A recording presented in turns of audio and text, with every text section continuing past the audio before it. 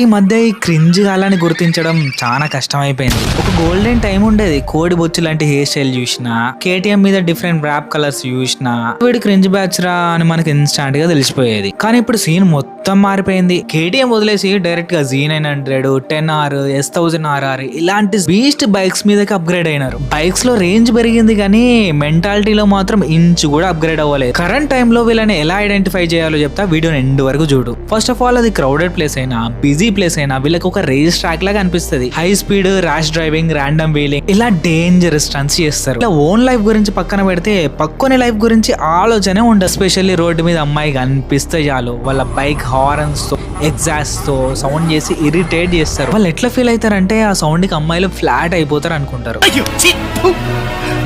ఇంకొక funny thing ఏంటో తెలుసా, బైక్ కాస్ట్ ఏమో 15 లక్షలు ఉంటది. వీళ్ళకి సేఫ్టీ గేర్ ఉండదు, హెల్మెట్ ఉండదు, సేఫ్టీ జీరో అనే యాటిట్యూడ్ మాత్రం ఆకాశాన్ని అంటుకుంటది. సో మీరు నిజమైన అప్కమింగ్ రైడర్ అవ్వాలని అనుకుంటే ఇలాంటి క్రింజ్ బ్యాచ్ చూసి ఇన్స్పైర్ అవ్వకండి.